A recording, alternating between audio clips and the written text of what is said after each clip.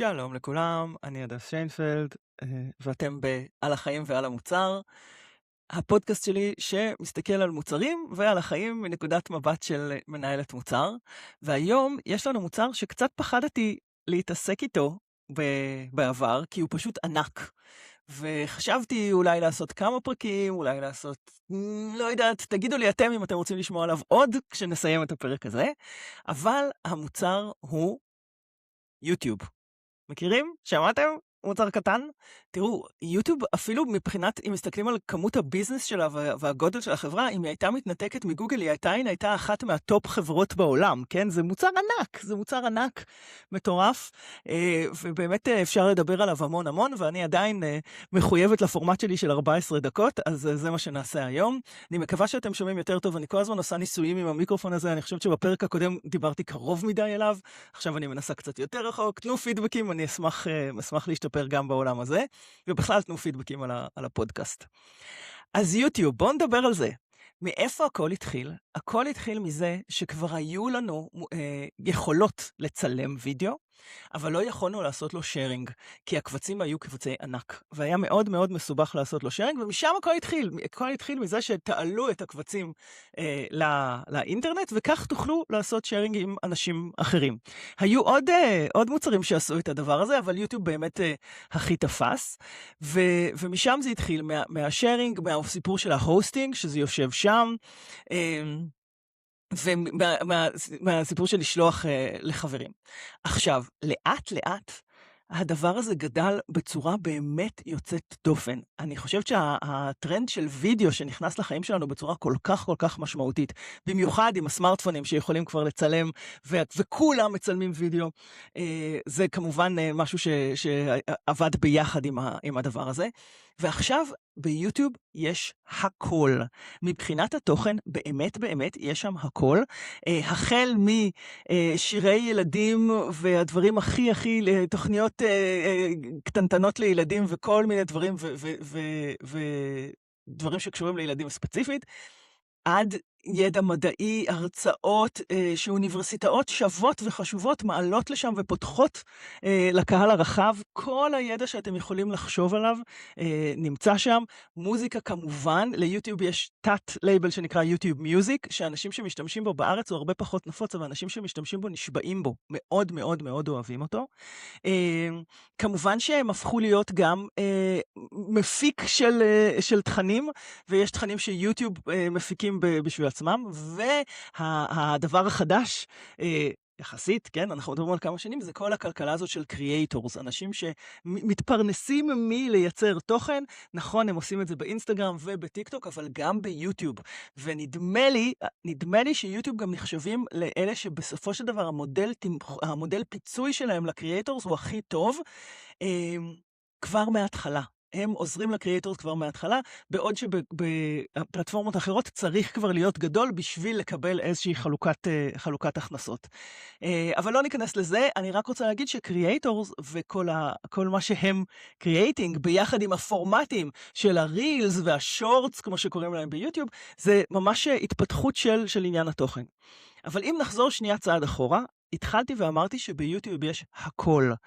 וזאת נקודה מאוד מעניינת וחשובה, כי בעצם אני חושבת שמעבר לעניין של ללכת לשם בשביל לראות שורטס ואתם יודעים, לגלול ולתת למוח לנוח, ליוטיוב יש עוד value משמעותי מאוד, והוא באמת הסיפור הזה, שזה מקור ידע.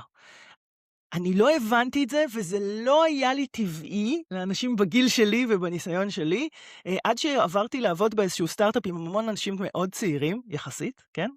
וגיליתי שהם את החיפוש שלהם עושים ביוטיוב ולא בגוגל. אנחנו מדברים על לפני עולם ה-LLMים. הם, כשהם מחפשים משהו שהם רוצים ללמוד או להכיר או לדעת, הם הולכים ליוטיוב. אני אתן דוגמה, הסטארט-אפ שעבדתי בו התעסק בנושאים מאוד טכניים, וגם כשהיינו צריכים הגדרות לנושאים הטכניים האלה, כל מיני best practices וכולי, הם היו הולכים ליוטיוב, כי שם היו הרצאות של המרצים הכי שווים, ושם יש עכשיו צ'אנלים שלמים של אנשים שמסבירים עניינים טכנולוגיים, וזה מקור הידע, זה הפך להיות באמת הגוגל בשביל למצוא מידע. באמת, באמת, יש שם הכל. והם מתחרים בנטפליקס בימינו, עם יוטיוב TV, והם מתחרים בספוטיפיי, עם יוטיוב מיוזיק, והם מתחרים, ואני לא יודעת מה, עם יוטיוב קידס, שהוא באמת גרסה שהיא ככה מסוננת ומצונזרת ומתאימה לילדים, ובמיוחד לילדים קטנים. יש שם הכל. אז מה, איך מודדים הצלחה של מוצר כזה גדול, אוקיי? זה באמת מוצר ענק, זה מוצר שיש בו עשרות אם לא מאות מנהלי מוצר, שבאמת מתעסקים בכל מיני עולמות שם. אל תשכחו שיחידת הערך שיוטיוב מניבה ממנה מבוססת על פרסומות. יש גם סאבסקריפשן, לא בדקתי את הסטטיסטיקות, אני מניחה שהחלק הניכר הוא הפרסומות, וכל העולם הזה של פרסום הוא מאוד מאוד משמעותי ושונה, ויש שם גם יחידה גדולה שמתעסקת בדבר הזה. אז מה הערך? מה הערך? איך מודדים שיוטיוב בכיוון הנכון? קודם כל, יש כאן סוג של מרקט פלייס, נכון? אנחנו צריכים שאנשים יעלו תכנים, כדי שמי שבא יקבל את התכנים המעניינים שהוא יוכל לצפות בהם. אז זאת אומרת שדבר ראשון צריך לראות שהתוכן ממשיך לגדול כל הזמן. אנשים באים כל הזמן ורוצים להעלות עוד ועוד תוכן. הסטטיסטיקות של כמות התוכן שמועלת היא מטורפת, זה משהו כמו כמה שעות של וידאו שמועלות כל דקה. זה באמת מטורף, מה שאומר גם, תחשבו על התשתיות, אוקיי? התשתיות שצריך בשביל להחזיק דבר כזה. מי מכם זוכר מתי, לאחרונה, או בכלל, יוטיוב היה למטה? אי אפשר היה להיכנס ליוטיוב, לא יכולת למצוא את מה שאתה אומר. אני לא זוכרת. עכשיו, נכון שאני לא צרכנית כזאת גדולה של יוטיוב, אבל עדיין אני לא זוכרת דבר כזה. כלומר, גוגל באמת, אחד היכולות המטורפות שלהם זה התשתיות המדהימות האלה שמחזיקות את כל הדבר הזה, וזה באמת עובד. אז דבר ראשון, דיברנו על המטריקות, אז המטריקה הראשונה היא באמת שימשיכו לעלות תוכן, כי זה אומר יצרני התוכן מוצאים שיש ערך בפלטפורמה, בשיתוף בפלטפורמה. ואחר כך, מה אנחנו צריכים לראות? האם שראו וידאו מסוים? האם שראו דקה מתוך הוידאו? או סיימו את כל הוידאו? מי שזוכר, בפרק שדיברנו על נטפליקס, דיברנו על זה הרבה, על איך מודדים אינגייג'מנט אמיתי של היוזרים עם התוכן. האם צריך לבדוק הכנסות של קריאייטורים? כי אז זה אומר שבעצם מצאנו תוכן שמעניין את היוזרים, זה כבר מטריקה לא פשוטה, אבל מאוד מאוד מעניינת, כי זה אומר שיש לנו את השילוב הנכון בין הקריאייטורים לבין הקהל, ואנחנו מצליחים גם למצוא את המאץ' הזה. האם יש פה עניין של חיפוש? באמת, אם אמרתי שיוטיוב היא באמת, יש בה הכל ואת כל הידע, האם אנחנו צריכים לראות שאנשים מצאו בחיפוש את מה שהם רוצים? זה לא פשוט. האם אפשר להסתכל על Daily Active Users? כמה אנשים נכנסים? Watch Time, אנחנו יודעים שבמשך תקופה ארוכה, המטריקה של יוטיוב הייתה Watch Time, הם פרסמו על זה הרבה מאמרים, הם עשו הרבה דברים. יש דוגמה קלאסית, יש איזשהו מאמר, אני יכולה לחפש אותו, שמראה שהם רצו להגדיל את ה-Watch Time, עשו המון המון המון מאמצים, ובסוף הגדילו את ה-Watch Time, אבל ההגדלה נבעה רק מהבאמת long tail של האנשים שכבר גם ככה יושבים 6 שעות, 7 שעות, 10 שעות מול יוטיוב, אז הגדילו שם עוד קצת, זה לא עזר בהכנסות. זאת אומרת ש-Watch Time בפני עצמו הוא לא מספיק.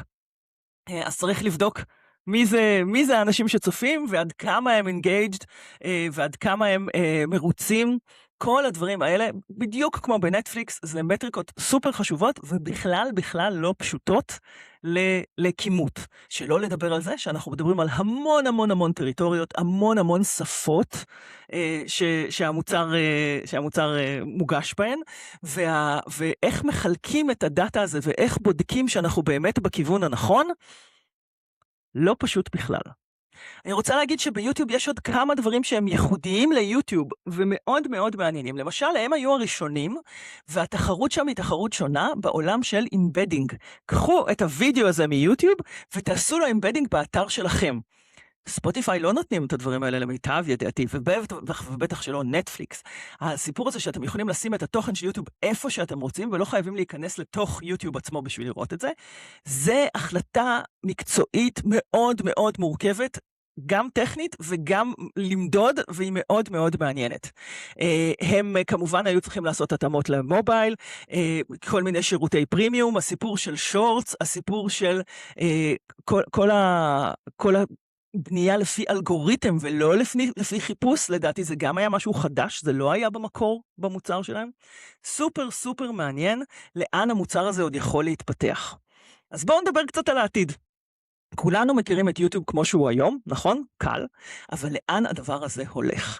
ואני בטוחה שאתם כבר מכירים את זה שגם יוטיוב, כמו הרבה פלטפורמות אחרות, בזמן האחרון התמלא במה שאנחנו קוראים AI slop. כל מיני נזלת AI, אני לא יודעת איך לתרגם את זה, כל מיני קשקושים שאנשים מייצרים, אין לזה שום ערך. לא אומנותי, לא ביטוי, לא ידע, לא כלום. סתם, זה פשוט סתם. ויוטיוב התמלא בדברים האלה, ונשאלת השאלה איך יוטיוב, וגם שאר הפלטפורמות כמובן, התמודדו עם הדבר הזה.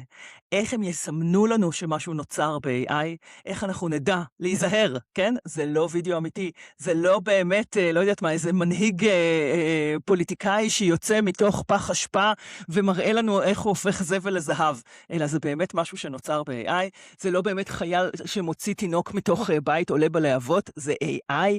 הדברים האלה נראים כל כך טוב עכשיו, אני חושבת שזה אתגר מאוד מאוד גדול ליוטיוב ודומיה, למצוא דרך להזהיר אותנו שאין פה משהו אמיתי, שמדובר על יצירה, ויצירה היא משהו אחר.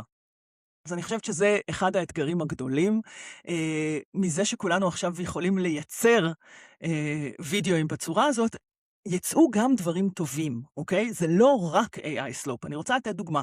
כשיוטיוב התחיל, כל הסיפור הזה של לעשות שיירינג של הוידאו, הוציא דברים מעולים. אם אתם זוכרים, אני חושבת שבפרק על בית הספר דיברתי על סלמן קאן, שהקים את הקאן אקדמי, ואיך התחיל הקאן אקדמי? מזה שהוא היה סטודנט שגר רחוק מהאחיינים שלו, והם היו צריכים עזרה במתמטיקה. הוא היה מסביר להם, והם לא הבינו ממש מהר, אז הוא היה מקליט את ההסברים, ושולח להם את הוידאו, כדי שהם יראו בקצב שלהם, ולאט לאט. ואז שוב, לשלוח וידאו היה קשה, אז הוא היה שם אותו ביוטיוב. ואז הוא גילה שהמון אנשים מסתכלים לוידאוים האלה, ולומדים את המתמטיקה שהוא מלמד, שהוא תכנן ללמד רק את האחיינים שלו, והוא גילה שיש לזה קהל מאוד גדול. וככה התחיל כל החשיבה שלו על חינוך וכו'. אז הסיפור של שיירינג של וידאו, ושל שיירינג של דברים שאתם עושים, יש לו הרבה כוחות מעבר למה שאנחנו מצפים. ואני חושבת שגם ה-AI ייתן יצירת ערך בפני עצמו. אבל הסיפור של שנבין שזה AI, ושנדע להבין בין היצירות השונות, זה אחד הדברים היותר מסובכים ומורכבים. האלגוריתם של יוטיוב, אני לא מקנה במי שצריך לבנות את האלגוריתם של ההמלצות. גם יש איזה מחקר שהראה שאם אתם משאירים יוטיוב פתוח לאורך שעות וימים, ולא נגעים, לא אומרים לו מה אתם רוצים, הוא כמו כל אלגוריתם אחר הולך לכיוון של הקצנה, ובסוף תגיעו לוידאוים של נאצים. או של התעללות בבעלי חיים, כי הוא כל הזמן מנסה לגרום לכם להגיב, הוא כל הזמן מחפש את האינטראקציה. אז יש הרבה דאונסיידס לסיפור הזה של האלגוריתמים, אולי פעם נקדיש לזה פרק, ויש המון אפסיידס לפלטפורמה כמו יוטיוב, שבאמת היא מכילה את כל צרכי הידע של המין האנושי, יש שם הכל, ויש הרבה סימני שאלה לאן זה הולך. אז לסיכום, דיברנו על יוטיוב, מקור המידע המטורף הזה, דיברנו על איך הוא התחיל, דיברנו על כמה מסובך למדוד אותו, דיברנו על סוגי היוזרים השונים, החל מהצרכנים ועד מי שמעלה תכנים, מה שנקרא היום קריאייטורס, אבל גם חברות טלוויזיה והפקות והכל נמצא שם. זה מוצר שבאמת עשה מה שנקרא דמוקרטיזציה לתכנים האלה. זה שכל התכנים של כאן, של התאגיד השידור הציבורי נמצאים שם, אני חושבת שזה מגדיל להם מאוד את התפוצה, וזה ערך נוסף שכאן יכולים לתת ויוטיוב יכולים לתת. אז אני חושבת שיש בו המון קסם, המון אפשרויות, מוצר מטורף. תגידו לי אם אתם רוצים שנמשיך לדבר עליו, ובינתיים אני מקווה שהשארתי אתכם עם מחשבות מעניינות, וניפגש בשבוע הבא.